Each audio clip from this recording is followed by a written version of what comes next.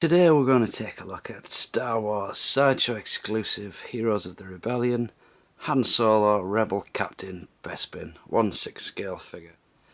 So we've got the usual Sideshow box featuring the Sideshow exclusive sticker, and I'll show you what that is when we get inside. On this end we got Han Solo there. On the back, and again, lots of pictures from Bespin, Darth Maul, Mace Windu, Qui-Gon Jinn.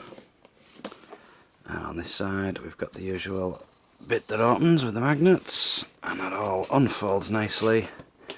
And there you can see Han Solo with his exclusive Mynock. And on this side we've got the stand, we've got the breathing mask, we've got his blaster, a little droid communicator thing. And this section here that's empty is actually where his belt comes, but once you put it on, it's one of them things you don't want to be taking it off again. So for his accessories we get this breathing mask thing, which is reasonably good. It's nice and flexible, and this elasticated bit just fits over his head, and there's some little plastic straps in there. You're going to have to be careful with that because that's going to break. This is the blaster he comes with. It's slightly better than the one that I got with Luke Skywalker. It's got a little bit more detailing on it. This little black bit at the end does actually come off, so something to look out for. And on the other side it's got the little scope thing on there. And we also get this tiny little droid communicator thing that fits on his belt. Don't remember ever seeing him use it in the film, but it's nice that it comes with it.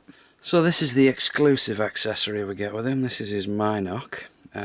Sounds good, but to be fair, it's not that interesting. It's quite big, but what do you do with it? It's not something he's going to carry around with him or anything, is it? And if we got the Falcon in 1/6 scale, fair enough. But so very well detailed, nice plastic on it, and on the other side he's got a magnet for a mouth, which does sort of spoil the look of it a bit, but I guess that's so you can attach it to things.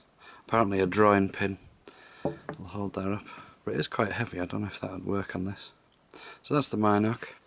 So this is the figure then, and he's quite basic for Sideshow, I think. He doesn't come with any different hands or anything like that.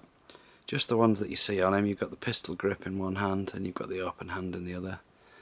That droid communicator thing just sits in his belt. You can't really hold it in his other hand. He does have a nice belt though. I'll show you that in a bit more detail in a sec.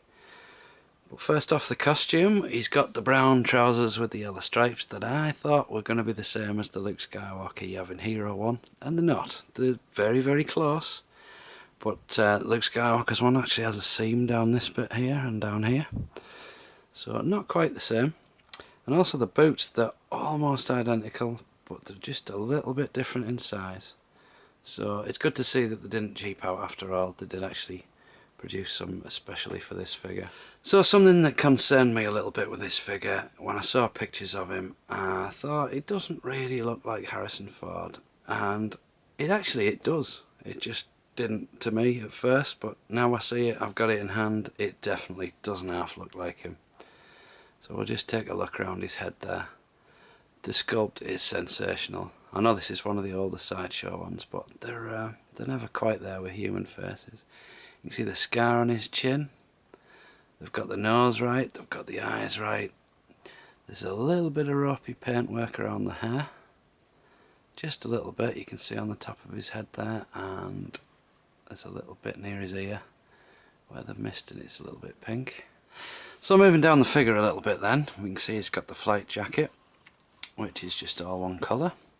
And underneath there he's got this white shirt. Now that, if you take this blue bit off, you can do the scene with him going into the carbon freezing chamber if you want to do that. It does bother me that you can see the gap between his neck and his body there, but that's a minor. Another little minor quibble I have with this is if you start moving these arms too much, you begin to see the joint on his arm there, and it just sort of gives it away that it's not real, and it should look real. So you have to sort of keep them hidden. So there's another good example. If you want to pose him with the blaster, you can see the wrist again, and it's just annoying. So for his belt then, first off, the top belt, the black bit, that is not meant to be removed, and neither is his trousers. Now this wasn't brand new, I did get this one second hand, And you can see there that that bit has already been snapped off. So someone's had the trousers off on this one.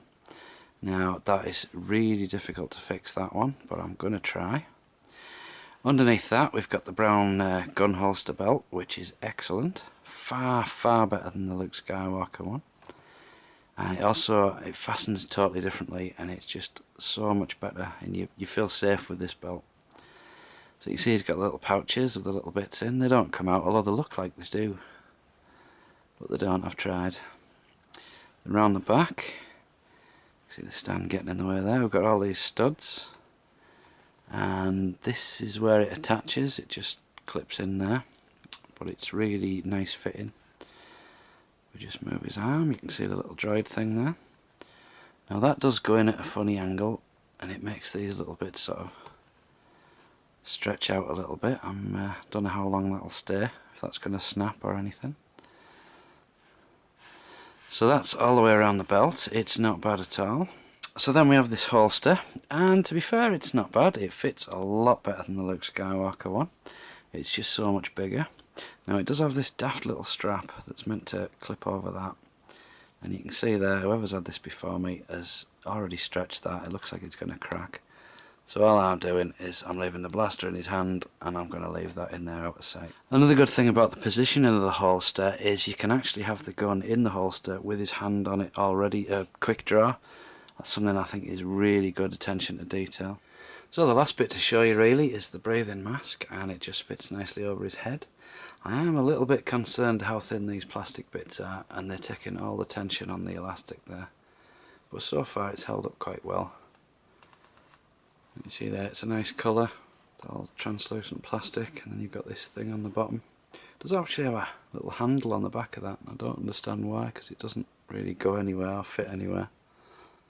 So I hope you've enjoyed seeing this guy. Like I say, he doesn't look much in videos and pictures, but when you see him for real, he is absolutely fantastic. Another great entry-level Sideshow figure for anybody who's just starting collecting. Definitely want to track down. Plus, he's Han Solo. He's one of the coolest human characters in Star Wars, so you got to get him. So this has been Luke with Han Solo, Bespin Captain. Thanks for watching. See you next time.